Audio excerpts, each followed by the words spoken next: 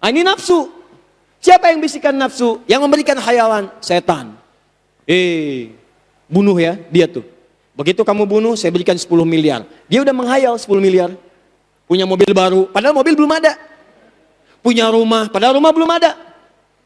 Belum tentu begitu mau bunuh, diwafatkan oleh Allah. Sedang wafat dalam keadaan membunuh. Nggak dapat apapun yang dihayalkan oleh setan. Makanya ketika Anda menghadirkan khayalan dalam diri, Anda sedang dikuasai oleh setan. Dan dahsyatnya, setan disebutkan 88 kali dalam Al-Quran.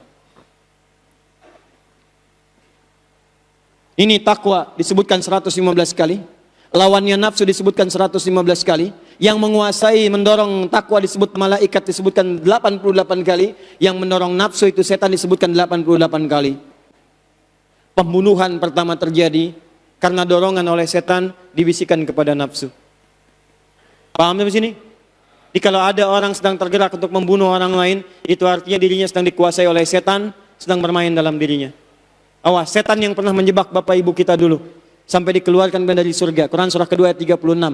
Ya, awas hati-hati, setan asalnya iblis yang tidak mau sujud hormat kepada Adam. Quran surah kedua ayat 34. Iblis asalnya dari jin yang sesat, jin yang fasik, yang menyimpang dari ketentuan Allah. Quran surah ke-18 ayat 50. Kana minal jinni fafasaqa an amri rabbih. Jadi inti yang pertamanya, mohon izin, jadi penyebab utama kalau ada seseorang terdorong membunuh, maka dia sedang dikuasai oleh apa? Setan. Jadi kesimpulan pertama, setan menggerakkan apanya? Nafsunya. Nah sekarang pertanyaannya, di nafsu ini, apa yang didorong oleh setan supaya orang bisa membunuh? Tadi kan begini, saya akan kasih hayalan, saya akan sesatkan. Nah sekarang ada orang yang disesatkan setan sampai membunuh. Ada orang yang diberikan hayalan oleh setan sampai membunuh. Pertanyaannya, faktor apa saja yang diberikan hayalan oleh setan sehingga seseorang tergerak untuk membunuh? Apa saja detailnya?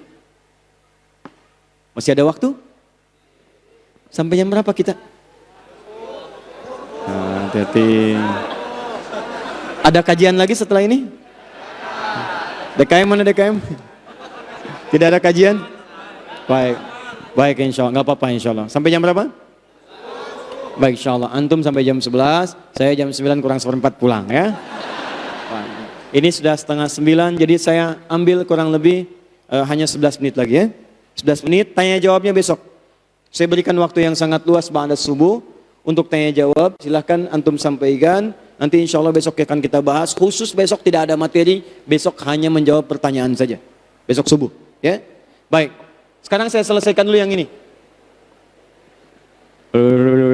Sudah sini fokus. Lihat sini. Lihat sini. Fokus. Ada 3 hal. Awas, awas. Kita sambil berikan solusi sekalian. Ya, sambil kita berikan solusi sekalian. Ada 3 hal yang menjadikan setan mendorong seseorang untuk tergerak menyakiti orang lain bahkan sambil membunuh. Bahkan sampai membunuh. Hati-hati, maksud saya kalau Anda sedang ada di 3 kondisi ini, Anda mesti hati-hati. Karena setan akan mendorong Anda untuk bisa melakukan dosa yang kedua ini. 1. Pertama, setan menggoda seseorang untuk bisa menghabisi nyawa orang lain, memberikan angan-angan dalam perihal kedudukan, jabatan. Awas hati-hati, kalau antum sedang mendapatkan amanah dari kedudukan dalam satu jabatan, maka ini bisa dimainkan oleh setan untuk mengeksekusi orang lain sampai tingkat dosa yang paling tinggi. Karena takut ada saingan, saingan saya nggak boleh muncul. Sakiti dia. Masih selamat, bunuh dia. Ini yang paling bahaya. Apa dalilnya?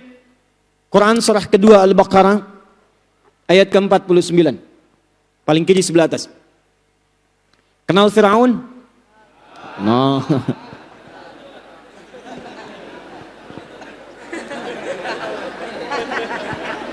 Masya Allah.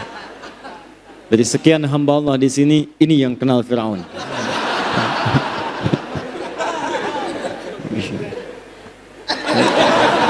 Khair insyaallah. Fir'aun berkuasa. Kekuasaannya digunakan dengan cara yang zalim, kasar. Kata-katanya kasar, bukan cuma kasar. Jadi kalau sudah berkata kasar, resikonya nyawa, Mas. Saya nggak suka dengan rambutnya nih. Tolong pisahkan kepalanya dari badannya. Jadi bukan nyuruh nyukur. Firaun tuh. Makanya Nabi Musa alaihissalam ketika diutus untuk berdakwah kepada Firaun, pertama kali berdoa kepada Allah supaya hatinya dilapangkan sehingga kalau dicela, dimaki habis, itu bisa bersabar dengan makian. Maka beliau berdoa kepada Allah, Rabbi syrahli wa yassirli wahlul 'uqdatan min yafqahu. Rabbi syrahli sadri, Allah lapangkan hati saya supaya kalau dicela saya nggak balas. Sebab kalau kurang sabar berdoa dikabulkan, celaka juga. Ya Allah, saya bosan dengan orang ini ya Allah, kata-kata yang buruk matiin aja sekarang. Tapi hikmah dakwah tidak akan muncul, ikhtiarnya tidak akan nampak. Itu Firaun. Jadi kata-kata kasar. Jadi kalau ada pemimpin sekarang diamanahi jabatan kata-katanya kasar, sebetulnya dia orang yang sangat terlambat, sudah keduluan sama Firaun. Jangan diikutin, jangan bersaing. Firaun tuh kedudukannya lebih hebat, ngaku Tuhan. Anda bayangkan, diabadikan di Quran, ana rabbukumul a'la, saya Tuhan kalian yang paling hebat. Orang sekarang paling banter ngaku nabi. Cek silahkan. Jawa Barat tuh, saya datang sama MUI, di Jawa Barat tuh hampir tiap bulan kemarin itu ada nabi baru. Anda bayangkan. Persoalannya sederhana, setiap ada yang ngaku nabi, ada pengikutnya, itu masalahnya. Kalau cuma ngaku, misalnya ada nabi baru, ada ngaku nabi, itu sudah oleh Nabi sudah diprediksi. Kata Nabi, la nabiyya ba'di, tidak akan ada nabi setelah saya. Ya, dalam mafhum mukhalafahnya, Nabi mengatakan kalau ada orang ngaku nabi, sudah sampaikan pada diri Anda, ini nggak benar, tinggalin aja, jangan buang-buang energi. Jadi kalau ada orang ngaku nabi, dia telat, sebetulnya telat. Karena Nabi sudah sampaikan, la nabiyya ba'di, nggak ada nabi setelah saya. Maksudnya kalau ada yang ngaku, tolak aja. Sudah, jangan buang-buang waktu. Dulu sudah ada Musailama, disebut Musailama al-Kadzdzab. Banyak ngaku. Jadi kalau ada orang sekarang ngaku, sebetulnya telat, terlambat dia. Yang paling heran itu setiap ada yang ngaku, ada pengikutnya. Itu masalahnya. AM, pelatih bulu tangkis, ngaku nabi, tangkap sama polisi. Tuh, begitu ditangkap, diinterogasi. Kenapa mengaku nabi Anda? Saya ke Bogor Pak, dapat wahyu. Bayangkan. Orang ke Bogor dapat talas, dia dapat wahyu. Tangkep tuh. Ya, nggak mau kalah tuh Bogor, Bandung, tukang cukur, ngaku nabi, ada pengikutnya, tangkep lagi. Jakarta ibu kota negara, harus lebih elit, malaikat naik dikit. Aku malaikat LE, minta izin sama gubernur mendaratkan malaikat Jibril di Monas. LE dulu tuh tangkap polisi, hukum 2 tahun. Polisi kita jangankan teroris, malaikat ditangkap tuh. Luar biasa. Dukung yang begitu tuh. Ya, paham? Jadi jabatan itu ketika diamanahkan itu akan cenderung melahirkan bisikan setan. Kalau tidak menjadikan penyimpangan hadir dalam jabatan, maka dia akan memberikan bisikan untuk menyingkirkan saingan-saingan yang mungkin bisa menggulingkan ia dari jabatannya. Hati-hati. Ini ujian. Anda dititipkan jabatan. Awas jangan dikira, tapi Ustadz saya kan cuma ketua DKM. Oh, di masjid ada setan masjid. Hati-hati, tugas pertamanya bukan godain jamaah, godain DKM. Ada 9 jenis setan, 9 jenis setan yang populer. Setan rumah ada, namanya dasim. Begitu masuk Anda tidak ucapkan salam, Anda masuk tidak mengucapkan assalamualaikum, maka ia berkata pada temannya, kita punya tempat menetap di sini.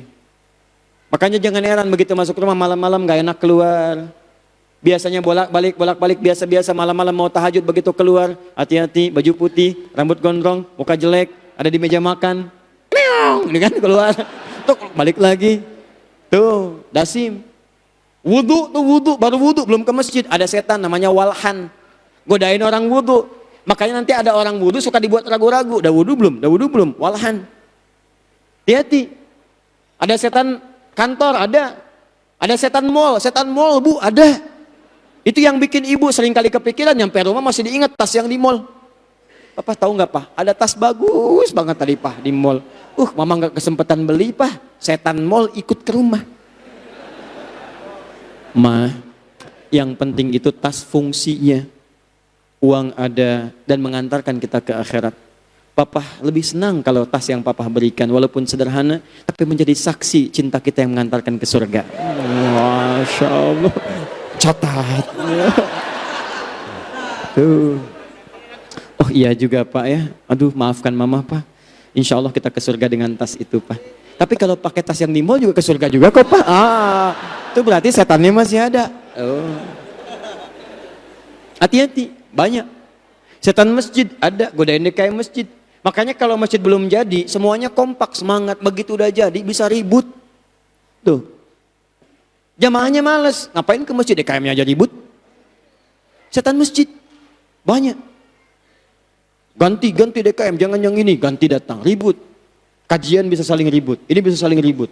Ya, saling usir kajian, saling ini, saling itu. Tuh, setan masjid. Anda bayangkan, apalagi kedudukan.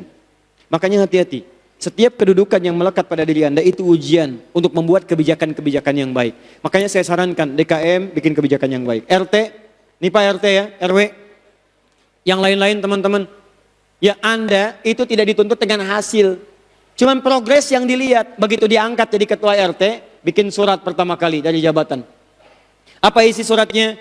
Kami menganjurkan kepada warga yang muslim supaya saat waktu sholat bisa menunaikan sholat di masjid. Khusus untuk hari Sabtu dan Ahad yang libur, maka kita adakan sholat subuh di masjid berjamaah. Tuliskan. Sudah begitu dituliskan, jangan mikirin siapa yang ke masjid. Yang harus Anda ketahui, setiap orang ke masjid yang karena surat Anda dituliskan, maka Anda mendapat bagian dari pahalanya.